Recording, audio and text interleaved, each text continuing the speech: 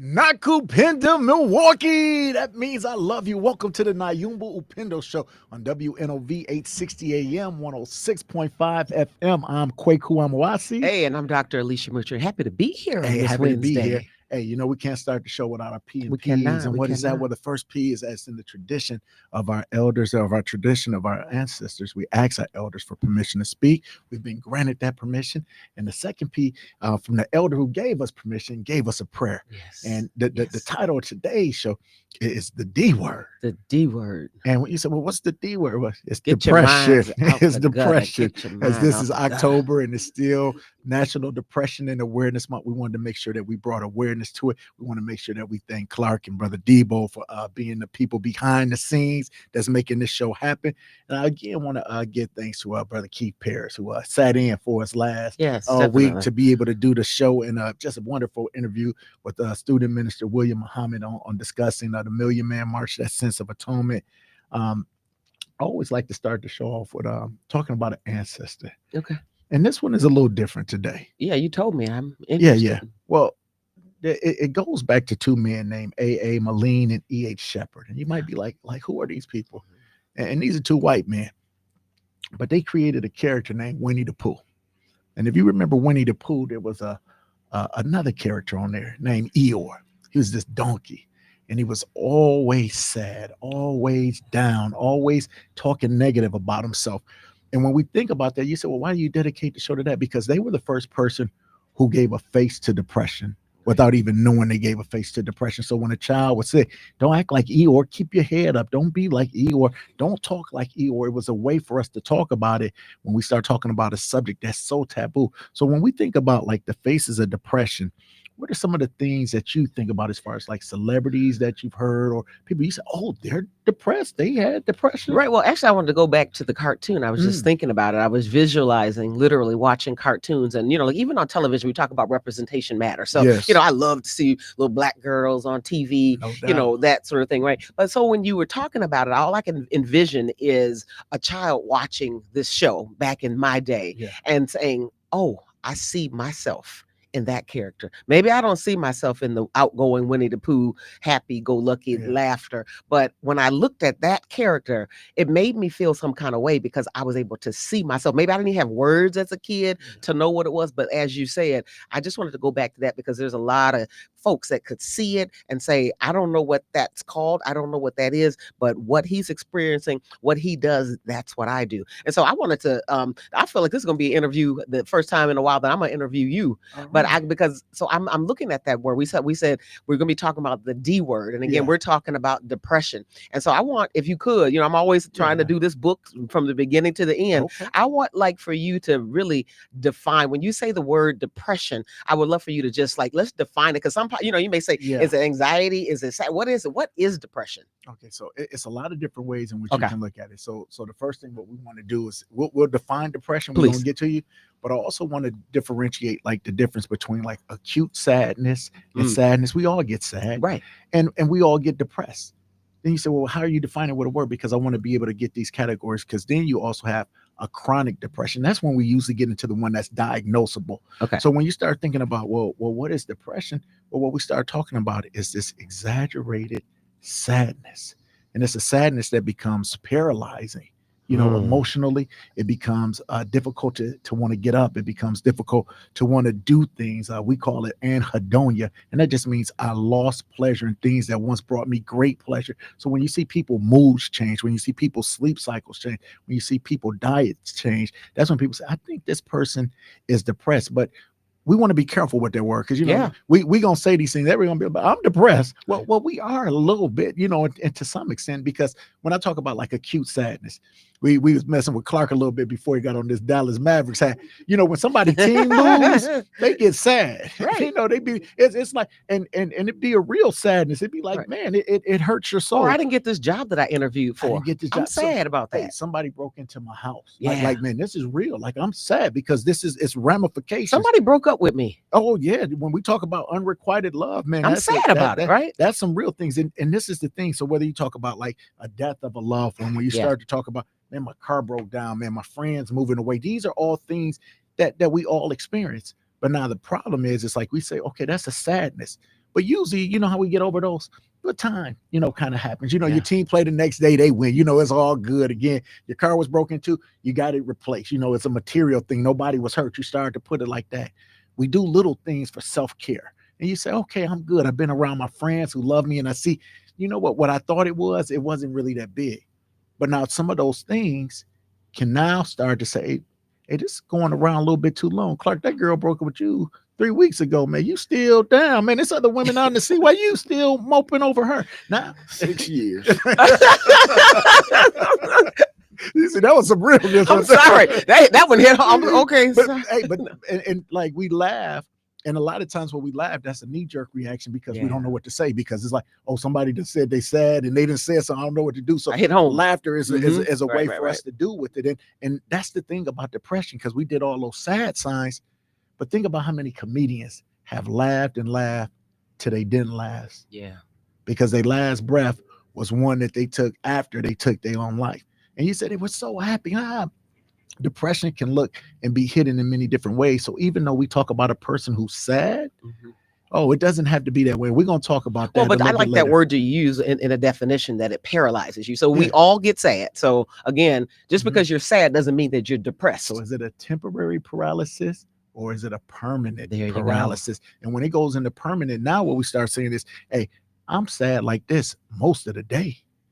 And it's been for over 2 weeks. So now when we start doing it, when we look at from a psychological standpoint, when we really want to diagnose it, we say, was this a mild depression? Is this a moderate depression? Or is this a severe? Sometimes people have severe depression, and it can come with psychotic features where people are hearing voices and they're getting these visions and things of that nature that nobody else is seeing.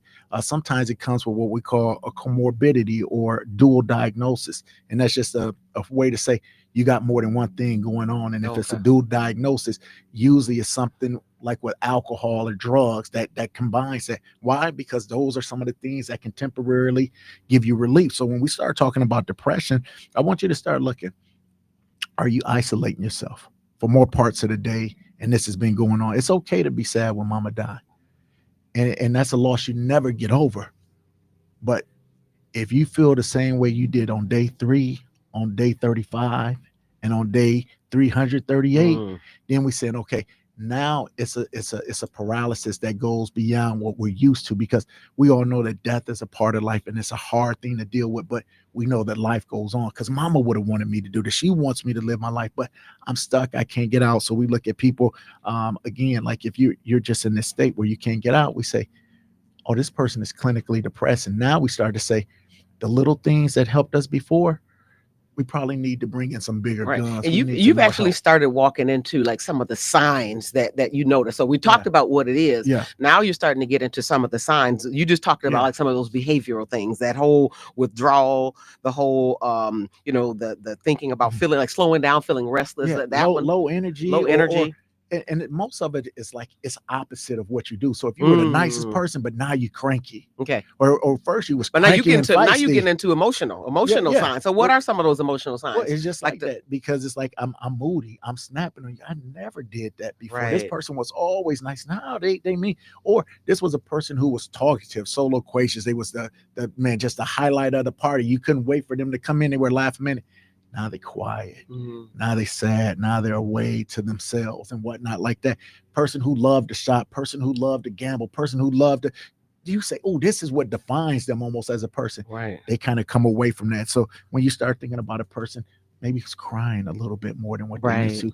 They're cognitively confused, meaning it's just like their concentration is off. Like I'm driving and I done ran a red light and I wasn't even thinking about it. I'm not being like one of the YNs I did, but it's just like my head was off, and you put your hand up to the people. I'm sorry. Like I know it's my fault. I didn't mean to do it. It just lost me. So that made me think about, so you talk about emotional, you also talk about mental signs. That made me think about personally thinking about, sometimes it's more difficult to think, to concentrate, to make decisions. Like I used to be able to like at a real sharp bills, like, oh my goodness, how did that happen again, right? Also just concentrating. Like sometimes you got to sit down. I need to write this show out, and for some reason I'm just having a hard time pulling myself together to be able to get the ideas on paper. Now that's a hard one, because we're gonna talk about that one day. Why? That's called the effort paradox. Why sometimes we can't do certain things we want to, and we confuse it with laziness, but it's not really a laziness. Our bodies are built to conserve energy, and when you got to do something, and I don't want to go too far in the weeds with that, but it's like that can be a sign of depression when you say, Right. I'm not doing the stuff that I want to, but it's also to the point I think you're kind of making this where it become like, I'm not qualified to do this. Yeah. We start to talk down about ourselves. That's the E, or woe is Woe is me. me. Right. Right. I'm not the one. Everybody's great but me. And when you start People to won't do like that, what I'm writing about. because what Right. depression leads you into is that cycle of despair. Mm. And the despair turns into a hopelessness. Mm-hmm.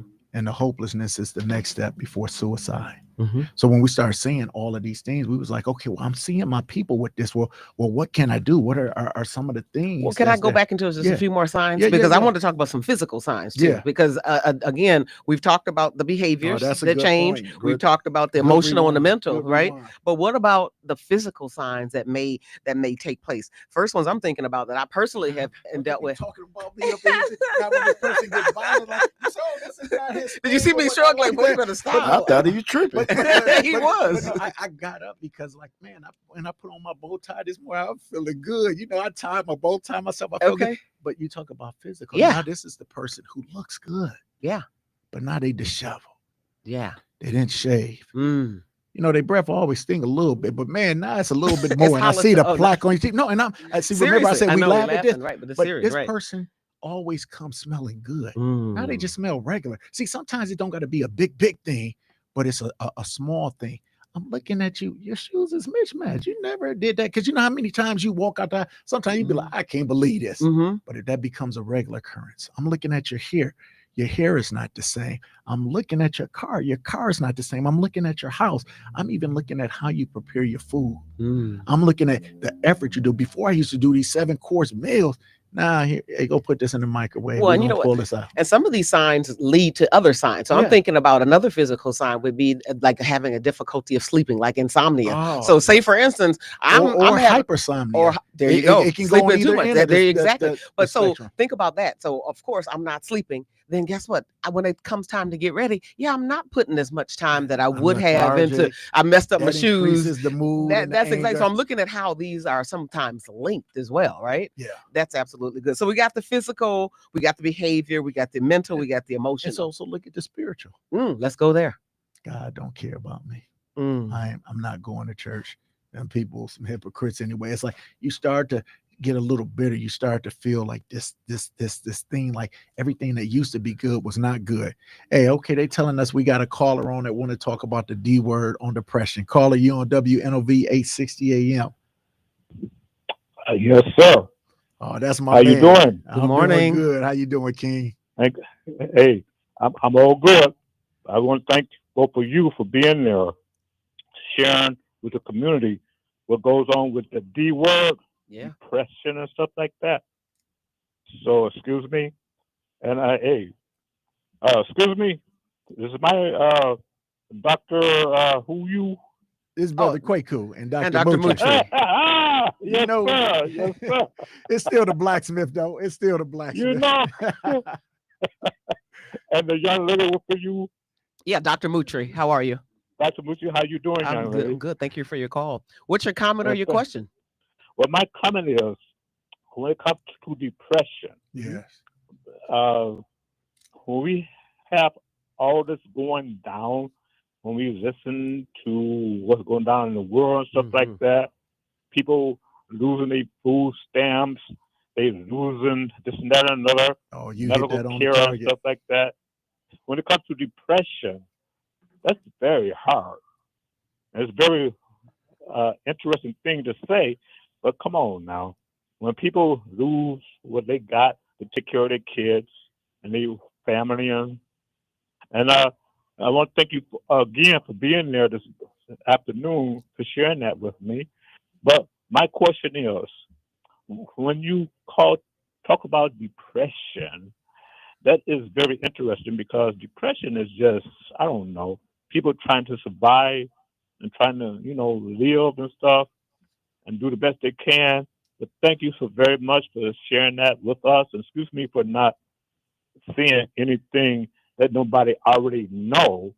But I want to thank both of you for being there, and thank you for sharing that with the community and stuff. So when it comes to the D word, No, I want to thank you because you made one of the greatest points. And see, this is the thing when we talk about depression, people live with depression every day. So when we yes, talk about it, sir. it's nothing to be afraid of, but it's something to be aware of. So say, how do I still be my best self in this? There you go. So now what you talked about is so real. You said, man, look at life situations. Life will make you depressed. When you start talking about, man, I'm about to lose my benefits. I don't care if you work for the government and your checks ain't coming in, or you looking at these SNAP benefits, what's coming out, or you start looking at Medicaid, Medicare, the different things that's about to be rolled out. See, that goes different from just a depression. That goes into a sadness, but that also goes into a psychosis of a society that will put its people inside of that. So now what we start talking about is what are the causes of depression? It's not just certain things that go on internally. It's psychological. You sometimes hear people say this is social engineering, like we're going to drive you crazy, like a term people use now All is the time, gaslight. right? Yeah. You didn't gaslight me. Well, that's a true gaslighting when you say, I'm gonna take away your food. I'm gonna take away your ability to take care of that. So now that goes into something that's deeper than depression. That's a trauma Yeah. because what you're saying is you're taking away the things for me to survive. We just Thank you, talked about sir. this when we talked about Mhm. Katrina and the anniversary, and they was calling them refugees. We was like, no, these were survivors. These Right. were people who was going to do That whatever it terminology take for change, me right? to be able to eat. So when we start going there, see, that's deeper than a level of depression. What's going on? That almost goes back into a form of enslavement, of capturing. When I put people in a position where they don't have their basic needs. I know we got another caller. We call. got another caller. Caller, you on Nyumba Upendo with Dr. Kweku and Dr. Moutry. Good afternoon, Dr. Kweku and Dr. Moutry. Hello. I know this voice. I just, one of the things I thought when you were talking about it is sometimes in the environment of a career or as you ascend, you run into things that could take you out. And the reason I say that is because in the 70s, when I finished college, trying to get a job. Now, this was long before DEI and affirmative action. Man, you couldn't, you had this degree, and yet you couldn't get interviews. People don't understand what racism did to many people, and it could break you down. So now all of a sudden you have second thoughts. Did I pick the right thing? Why can't I find someone to even give me an interview? I even I had an interview one time when I was in college. I came to the store for the interview, and the guy came out and he looked at me. He said, "I don't like beards." So I'm thinking to myself, what is that guy? He asked me no questions. So I went home and I said, now how am I going to deal with that? Well, I shaved. I came back the next day. He freaked out. I didn't want to shave because I had that skin condition. But I said, okay. Someone said, you need to just call a question. But, those kind of things that especially black men and black women deal with when you got all of those second thoughts. I had folks wonder, how did you, that some of that stuff you read about with that Charlie Kirk guy and that, how did they get the job? Yeah. And they're DEI hires. They don't have no expertise to get those jobs and then have somebody tell you that. Man, I couldn't drink. I didn't drink after college. So therefore, it wasn't that I could fall back there. I didn't smoke after college. So I had to find ways, and I started doing stand-up comedy. Yeah. I found ways to bury my pain inside the comedy. I mean, so I could take the sad stuff and turn it into laugh at my pain. So it was really strange when I think back to. I'm 73 now. Of course, I got time to think about stuff, but wisdom of the elders, yes, brother. Indeed. Yes, indeed. But it's really strange to think about that. How many people succumb? I saw people succumb to that crap. I mean, through drinking, through smoking, through whatever kind of. If some people would even have mental issues because they were dealing with such cruelty, just trying to make a living, just trying to pursue your craft or your calling, and then you're dealing with people who don't even think you should be there, and they question stuff. I had to learn how to listen but not listen because you had to somehow go home. I remember the first time in 1980 I saw a Ku Klux Klan demonstration in Ohio in full regalia outside my hotel. I didn't know what to do. I had never seen that in full, and this is 1980. And I'm thinking myself, so I just went to try to talk to people. All I want to do was talk because I don't drink, I wouldn't smoke, I wouldn't do anything. I was crazy in college, so there was a reason I wouldn't smoke and I wouldn't drink. Uh, but it was how you mask this dealing with these societal issues like racism, and racism can take you out. I don't care what anybody. Oh, no People doubt about poo it. poo it, and say, "Oh, it ain't no big deal." Yes, it is a big deal when they're messing with your psyche. You done learned all this stuff. You done finally got graduated, and you think you know something. And then you got somebody sitting around saying you don't know anything simply because you black, Hey, brother simply because you Tyrone, don't brother do. Tyrone, we headed up against the break. Now, if you want to hold on, we'll hold Oh you over, or you can hang up now. no, It's up. I just wanted to say thank you all, but it was a good conversation, and I We Gonna appreciate it. address appreciate you you. on the other end of this too. Hey, you listening to Nyumba Upendo on WNOV 860 AM 106.5 FM. We'll see you when we're right black.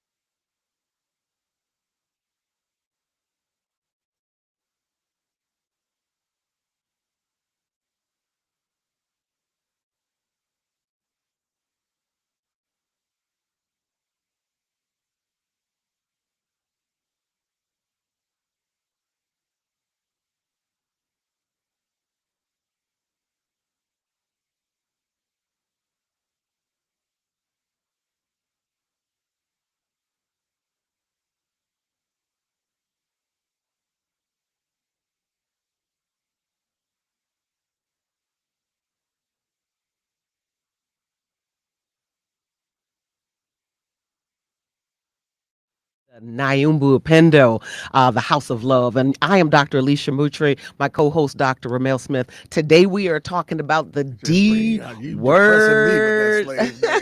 Dr. Kweku, we are listening to Nyumba Upendo. And if you happen to have a question about depression, that's what we're talking about today. Very serious topic. We're calling it the D word, depression. If you have a call, a comment, or a question, give us a call at 414-444-5250 or 5253. Before we went on break, we did have a call, and I wanted you to be able to address that, Dr. Kweku. And I think Brother Dumas had a great point with that. And I said we got another caller on. We're gonna get you right after we address Brother Dumas' point. He's talking about in America, racism is almost like a weapon. It's not almost; it is a weapon. It is, right. And so you say, and a weapon can kill. And because what it do, it drives you mad. Like you say, I do everything they tell me I'm supposed to do, but then it's a glass ceiling. It's like it's just pretend you can get here and you don't. And it will drive you mad. It'll drive you not to be exactly who you are. But also, like sometimes you say, hey, I'm trying to climb, I'm trying to do good. Some people get out and they actually do good. And these are the people that we start talking about survivor's remorse. Now, we talked about kind of playing with Clark with his Dallas Mavericks hat, but with a lot of the men and women, they go on to get a lot of success, whether they're athletes, whether they're singers or whatnot. You always hear these stories. My family want all my money. Because of them, now I got to leave. I can't do this. They always asking me for this. And it's like, that's why you got the money, because you wanted to be able to uplift the family. But then there became a disconnect from all of the stuff, the hard work you was doing and the money you was coming, where you thought people were kind of like freeloaders.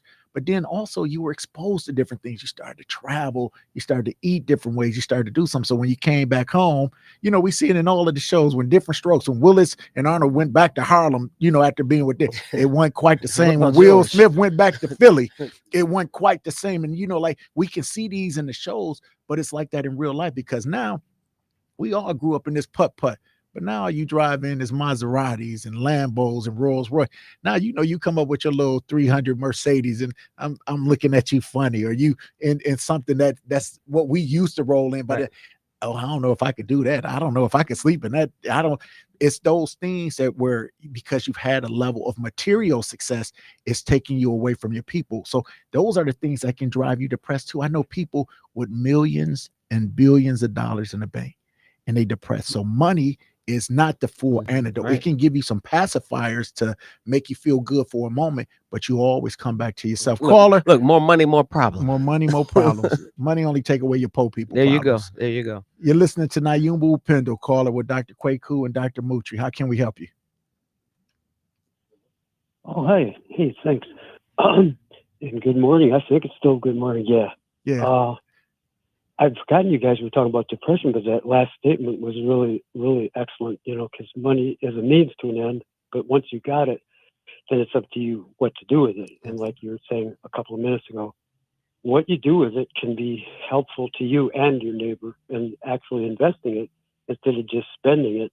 And then when you invest it, whether you do it direct in your neighborhood, or whether you look for something like maybe you open a school, some kind of system where you can have somebody that you trust that will help manage it. If you've got so much and you don't know where to put it exactly, it means now, like you just said a couple of seconds ago, it's more responsibility. And if you put it in a fund, at least you'll be creating jobs and expand the opportunity. And then the more jobs, then they're going to need more of the marginalized people, because you can only make so much money at a steady, like, say, if all the white people are filling jobs, then sooner or later, somebody say, hey, I got the bright idea that I got to hire some black people, like the baseball guy that said all the black players are the best guys. So sooner or later, you said that you got to hire the black guys because the white people are not quite up to par. And for whatever reason, they weren't. They had the bright idea that, well, I'm going to try to hire these black guys. Or jazz, when Benny Goodman said, I'm not going in through the front door. I'm going to go back with my buddies who are black guys. And he said, I'm not even going to play here if you don't let us go. And, he was a Jewish guy, but he had just a couple of steps in front of the black guys as far as being accepted as a Jewish man. But then he became a guy that opened the doors. So each of us has an opportunity. And then, so I have a black doctor. Now I can't help. Occasionally this thought will come in. What if he was an 85 and the white guy, nobody's going to get him with an 85, but they'll be in there, say, with a 99.5. And what if the white guy was 99.9? Now I'm going to think, oh, well, he's good. He's there. I love the guy. He's cool. But it's natural that I'm going to ask that. But it's not it's not the same. I don't know if you ever heard me talking with Michelle about the cop who shot the lady who said, "I rebuke you." Do you remember? Did you ever hear me well, I chat with her remember about that shooting. I didn't hear that episode with you and Michelle, but definitely the young lady was going through a situation, and the Yeah. cop was over aggressive. And again, this is Yeah. where we talk about race being a weapon, and Yes. he used his power to weaponize and didn't see her level of humanity and took her life as though it was nothing. Or he didn't know. And then she would have been there. I say Michelle, maybe if I was that cop, and it's like, what language is she talking? Oh man, I'm scared. So that if you were in a totally Italian neighborhood and you and me are in there, if we don't speak Italian and we're partners, it's like, God, we need an Italian guy. Because what are we doing? They're not even speaking our language. So in that way, you automatically need to have, hey, the community needs an Italian cop, they need a black cop, because there's going to be, I agree with you halfway, because you do want to have community policing, meaning people who understand the community to be inside of there. Right. But specifically, if I'm a law officer, there's a level what we call humanity. I don't need to speak Italian to see you're hurting. I don't need to speak Mandarin to see that my Chinese brother over there is in need of distress, because I can feel that energy. So what it comes in, and this is regardless of what color, and this is even in psychology, we talk about prison studies that we do. When people get authority, they act upon that authority and usually are abusive to that authority. So even if a person looks like them, they can still abuse that power. It's there. Now we want to continue on this. Do you have a specific comment or a specific question? Well, it's just that I was just hoping to chat with you about these things. I'm impressed. No, we appreciate it. We appreciate it. No, definitely. No, we appreciate the call. We appreciate the listen, because what we wanted to do too is, as we talk about, depression, it gets heavy, and people say, well, that's why we don't want to talk about it. It gets me sad. So, but this is the beauty of it. We talked about you can have depression, but you can live through it. And so we talk about what are the 3 easiest things that we can do. I tell people, it's your diet, it's your sleep, and then it's exercise. Now, sometimes people say, going to Tyrone's point, you say, well, what if I ain't got no food? How am I eat? I can't eat at Outpost. I can't go to Whole Foods. I got to go to where I can get the best bang for my buck. So maybe I'm not getting the best food. And because I've had these depressions, I'm sleepy. I can't go to sleep, because I want to go to sleep. Like people who have insomnia be like, please put me to sleep. I'll take melatonin. I'll take Ambien. I'll drink some alcohol. What does it? I get me a hot toddy. What is it? So sometimes the natural remedies that we want to do, you say, I want to do them, but they're just not there. But let me tell you some things that you can always do, where you say, I don't care how much money you have or what situation you're in. This is the beauty of life. It's family and friends. Mm-hmm. All I need is somebody to grab my hand for 1 minute. And that power does so much to say, I care, I'm there. I heard a preacher one time say, he said, I care, but I can't. Mm. He said, I care what you're going through, but I can't do nothing. He said, but let me introduce you to somebody who cares and who can. And that's the second point. Like, let me start to pray. That's why we have a higher power. Because you say, I can't do this by myself. I need a miracle. I need a help. I need an assistance. And when we talk about the power of prayer, and even if a person is not spiritual, it's the power of positive thought. How do I attract this to me? What do I do? So we put out this energy. But I tell people, go ahead. No, I was just going to say, I wanted to just add to what you said. Sometimes it is reaching out to that family or friend that may give you that energy to let go. But I also want to go. I want to go to the reverse of that. Sometimes you need to maybe eliminate or remove yourself or to flee from particular friends and family. If you're already feeling down and then you're with somebody that's always down, you got to understand your circle. There you go. And right. So I just wanted to add that piece because definitely. So when we talk about that, we talk about exercising. You ain't got to go to Planet Fitness or to the Y. You can walk around the block. You know what you do? You take off your shoes and your socks, put your feet on the grass. People say, what did I have to do? Well, we're grounding, and that's what we call it literally. You said, man, I ain't going outside with no shoes on. What are you talking about? But no, literally, we are electromagnetic beings. Yes. So when you get the sun, that's why when we short on vitamin D, when we need some sun, why we going through what they call SAD. You talk about SAD, seasonal affective disorder, meaning the changing of the season. The light is not real. Good. That's because we're not getting that vitamin D that we get. But when you do that from the electrical pulses that come from the ground, this is not like kind of wishful voodoo or hoodoo thinking. This is like scientific things. You can look in any journal where they talk about when I put my feet to the ground, the electrical currents that come out sends a healing that reduces inflammation, that reduces the cortisol, which reduces the stress, which is increases your well-being and your mood. So if you want to do exercise out there, think about when you garden and your hands is in the dirt. If And that's for you, right? Yeah. and it feels good. But then when you can see the food that you bring up, now you already create your diet. People say, well, I don't know. Get a pencil out and just draw, just doodle. And then you draw something, you'd be like, oh, wow, this made me feel better. Or maybe you journal, you write the stuff out through your feelings. I'm a big fan of films. There's certain things where it's like, if I'm sad, man, I can watch and it's just gonna make me smile. I know it's gonna make me smile. And I put this on intentionally. Like you said, I bring people in or out my life. I know what episode. I ain't got to just guess and say, oh, this was a sad episode of the Jeffersons. I don't want to see this one. But you say, oh no, this is the one that made me laugh. This is the movie that makes me laugh. This is why four of my favorite people in Milwaukee is Marlon Hill. Yes, mine too. Chastity Washington, mine too, and D-Rock, and then Chris. And when I look at these comedians, what I think is like, when I go to their shows, if I'm laughing a little too hard, that's a sign of me, boy, I needed this more than what I want to. I ain't saying they ain't funny because they absolutely are hilarious, but I know I can go there for uplift. If I want to clean my house, just seeing a clean house, seeing a clean space does so clean much. Car. Because the opposite is, if my house is not clean, that clutters my mind. Is symbolic of what it is. Read a book, whether it's a holy book, whether it's an inspirational book, or a book that just allows me to get away from what I've been doing. We talk about just resting. Yeah. Sometimes we're always moving. And rest doesn't just always mean sleep. Yes. We talked about the different kinds of rest that there is. So when you talk about what I can do, but this is how we always end the show. We say the best way to heal yourself is to help others.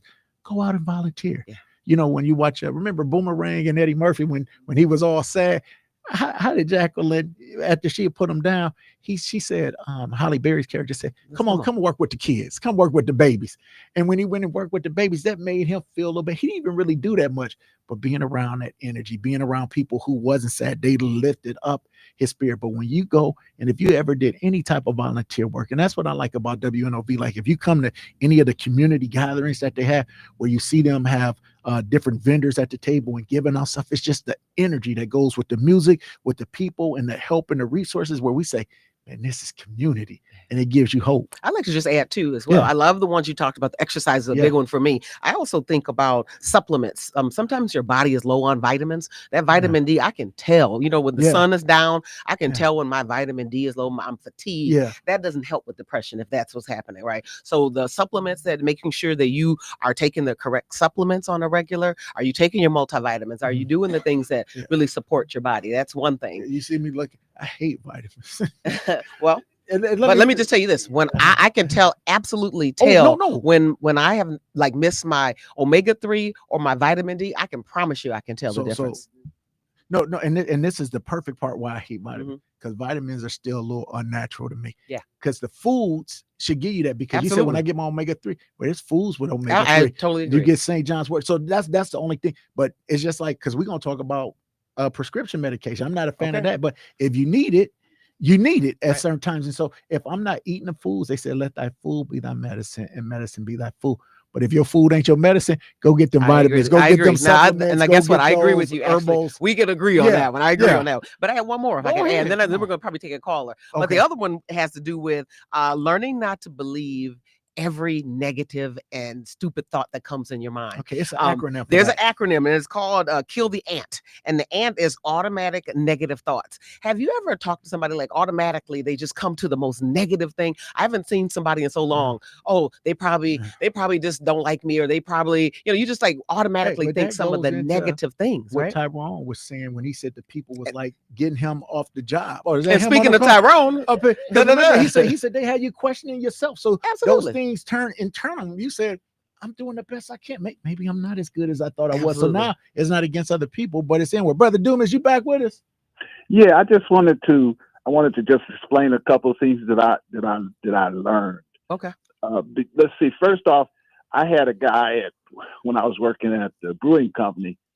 He badgered me every day, and I thought I could use the Jackie Robinson method on him. Just be silent and don't say nothing. And man, he wore me out. And finally, I went to my mother, and my mother said, "Look here, boy." She said, you can't let that kind of white person do that stuff because they will wear you. They will try to kill you if they can. She said, next time he say something to you, you got to go like you did in the street. You got to go to dozens. She said, don't have to put your hands on nobody. Just use your words. And the next time he did something, I said some stuff. Man, people came out of their offices looking, going, what the heck's going on? But as long as he was badgering me, nobody said nothing. But it was up to me. And so my mother taught me, you can't follow the lead of Jackie Robinson. Sometimes you got to say something, or else it'll get worse. And you got to stand up to the bully. I love that. You got to stand up to the bully because the bully will wear you out and he will get you to quit. And like your mama said, there's many ways to fight. If you would have hit him, then you're going to lose. Both of you be in trouble. Let me use my wisdom and beat you with my tongue because I am intellectually gifted. Right. And then the second time was when I worked at the city.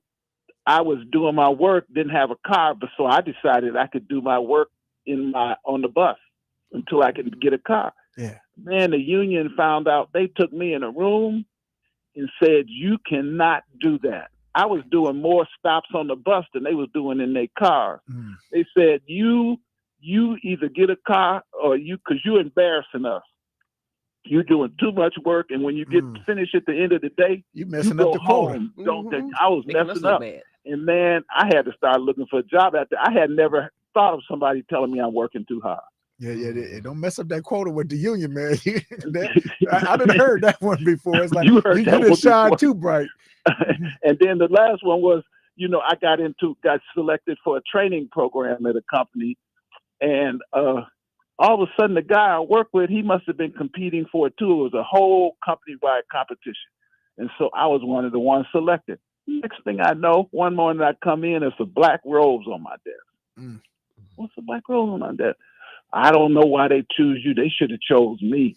And finally, I had to go off and say, man, if you want that job, go tell them.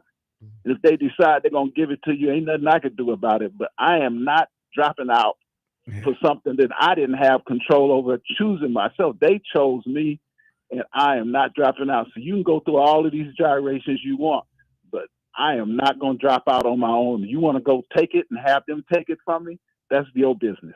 So, man, but the kind of the stress level of dealing with that stuff, I could see where people go crazy, end up, they end up let's strung out say on it to the highest level. I can see why people can contemplate suicide because sometimes people can push you to an edge. Nobody wants to say that out loud. Where you're like, I can fight this, I can deal with it, but it's like we deal with it till we can't. And the thing is, like what you were saying, Brother Tyrone, it's like we shouldn't even have to deal with a lot of this stuff. Life is stressful in itself. But when you start to add these extra things that people are doing, it becomes to a point where it's unmanageable. And what I tell people when we look at depression, I said, look at it like Erykah Badu, bag lady. It's only so many bags you can carry till them bags bring you down. Yeah. And it's maybe you can carry these bags, but at what cost? So even if you say, well, I'm not going to hurt myself, I wouldn't do that. But what's the quality of life? What's your back feel like? What does it feel like to get up in the morning and know you got to put these bags on that's extra heavy than what they should be, especially when you see, and I know the grass is green on the other side theory, but you see other people, you say, they ain't got these bags I got. And it'd be like, life is not fair. And no, it's not. And then I had a family. I had a wife and 2 kids at home. So I even had to buckle down more because I couldn't just take myself out. I had somebody else depending on me to be part of our family and to lead the way. And so it was, but the psychological components of it, you can see it's still in my mind. I still can show them in my mind tomorrow, but they didn't break me. And that's the key. But some people are just trying to break you to the point by which they do break you. And I refuse to be broken. I love what you said because they was about to break you. But then your mama said, don't let them break you. And she gave you the advice what to follow. And so that's the beauty of community and support, because without mama maybe telling you to give you the go ahead and the clearance and to do that, you take that to a point where it can't. So that's why we can't underestimate the importance of friends, of loved ones, of people in your life. And so like we talk about like the different strategies. That's why sometimes it's good to get away. And when you travel, you be like, man, it can be like this. I remember the first time I went to out west in December. And I said, what you telling me it could be 80 degrees in December? It was like a whole different world. So sometimes we say, not only do I need to get away, but maybe I need to get away. Sometimes we're in a place that's toxic and we stay there, and that level of toxicity never stops. And we wonder why the pain never stops. And there's some hard decisions we have to make. You say, well, do I stay here because it's comfortable and because of all of these other things, or do I do what's best, even though it may be difficult in the moment? Well, I was just gonna say, I'm brother Tyrone. I just appreciate your call because it makes me think about it. When I'm guessing we're probably coming up on a break pretty soon. I want the doc to come back when we come back after a break to talk about. There's a lot of folks that are listening saying depression is not about me, but I want you to really to dig into. There are a lot of folks that are functioning. They're functioning, high functioning folks with depression, where you don't think it's me, but I'm functioning and I'm depressed. So don't tell somebody, hey, I heard the show for you. This might be for you. It may be. Hey, you're listening to Nyumba Upendo. Anybody that makes you question who you are, they've got in your head. There you go. All Oh, right. that's perfect. That's You're perfect. listening to Nyumba Upendo, the House of Love on WNOV 860 AM. We'll be right back.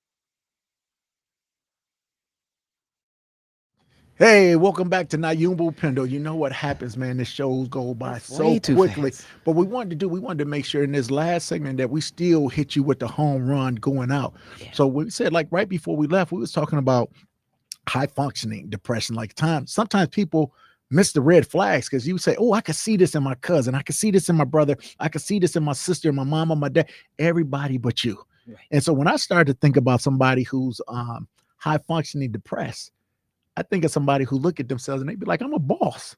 I'm getting all my work done. Look at me. I look fly. I look good. People come to me for their problems. I help them. Yeah. And it's like all of these things are true. And so you ignore the red flags because you say, I'm still getting it done. It's like almost unfortunate for a lot of my black queens. It's like that superwoman syndrome where it's like, I just got it. I do what I got to do. I get it done. And I'd be like, but at what cost, sister? And I was just going to add to that. That's exactly what happens. You do pretty much everything the world asked of you, but then when you go back home in the evenings, most of the days you feel empty. You don't feel like you've accomplished a lot. Yeah. That's I one done thing. helped everybody else, but Right. yet I'm still empty. Right. I even think about sometimes I work so hard, but I never feel energized. I never feel enthusiastic about things. Can't I even don't enjoy the awards you get absolutely. sometimes, the accolades that people get. Right. I don't find pleasure in some of the stuff that I used to actually That's the enjoy and anhedonia. love. Right. Mhm. So if that's you, you may be one of the high functioning depression folks, right? Yeah, We're talking and about. it's a thing where we say it's a denial of the bags that you carry, the weight that there is, because you've been so accustomed to carrying this heavy weight, and you carry it so beautifully, but yet it's still with consequences. Mhm. But usually, like we talk about a person's character and reputation. Mhm. Reputation is what people think. Character is what you really are. So I want everybody to do a real self introspection and investigate when you're all alone and you look in the mirror and say, do I like what I see in my ear? Because most of the time people kind of know it because they say I'm gonna get a therapist, but they never get around to it. There's two more that I could real quick Go ahead. about the high functioning. Yeah. I'm thinking about those folks, and this may be you. If you are noticing that you're spending several hours scrolling in on social media, TV, Dopamine rushes, eating junk food, trying to you're trying to pretty much, disassociate. you're trying to numb some of those feelings that you totally have. So that was one. The other one I thought about is, and I actually have dealt with this one myself, like social events. Now, it's hard for me sometimes to go to social events because it takes me a lot of work to appear like I'm enjoying it. I want to be there, that I'm happy to even And be the there women anymore. looks, I think about like the NAACP ball. I look at the black and white ball. I look Right. at the thing. All of these times where I see these queens and they look so beautiful, and I'm always wondering, how are you really feeling inside? Right. And it's not like it's a front because it's like, oh, this is who I am. But is that really how it is? And so we talk about, a person can be a functional alcoholic. They could be a Right. closet crackhead. Well, we got a choir of depressed queens that's out there. So you say, well, what can I do? Well, we gave you some of those kind of free tips, like those kind of natural things I can do. But you might need to see a therapist. Right. And when you go to a therapist, you want to think about, hey, who do I want? Because I got to get the right person at the right time who understands me. But then not only that, you say, should I get medication or should I not?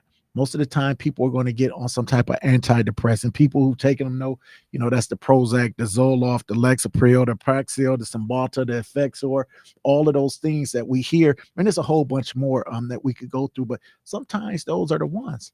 But sometimes you also have you go to Eastern philosophy, they'll put you through a yoga. They'll put you through acupuncture. They'll put you through herbal remedies and whatnot like that. With the teas you're drinking, aromatherapy. What are you smelling? Massages. All of those different things where you say, this had a different healing on my body than what I thought. But I'm going to say this, and I don't want nobody to take this. Don't say the blacksmith told you go out do no LSD and no heroin. But on the real, there's a revolution going on with psychedelics. Where if you watch How to Fix Your Brain on Netflix or Fantastic Fungi on Tubi, what they start talking about is things that they did in the 50s and 60s with LSD, with heroin, and microdosing, not like the kind where you got high and about to fly off a building and you were by yourself, but under supervised. The FDA are not putting these things under trials, and they've been looking at them. Why you think Aaron Rodgers go off to Costa Rica to do the ayahuasca? You talk about people doing those mushrooms, psilocybin, and things of that nature. When you start talking about all of these things, what we want to do is to let people know. But there are some other remedies that's out there that sometimes the government don't approve, but that's just really because they ain't found a way to capitalize on it. So when we say we got outside the box strategies, we got Eastern philosophy, Western philosophy, but I always tell people this: if you're going to do medication, 3 things. One, make sure you're doing therapy with it, because the medication alone is not going to help you. It's the combination of that. Number 2, if you're going to do it, do it. Don't play with it. And then What do you mean by that? Like if you're going to take it every day. Okay. Don't say, oh, I feel good today, I ain't gonna take it then and whatnot. So we call about fidelity. And if you don't want to do it, make sure you consult with the people who put you on it so you can do it right. You can get yourself off right, because that can be very dangerous. Be real aware of those That's a side question effects. for you. Can you start it and get off of it? It's different for everybody. Okay. It's different for everybody. Once people do antipsychotics, is different than antidepressants. But I do know people who've been on antidepressants and got off it. I know people who've been on antidepressants and done that. We're coming to the close, to the end. Man, Al Sharpton is coming. You know that. He coming. So all I can tell you is this: Milwaukee, we love you.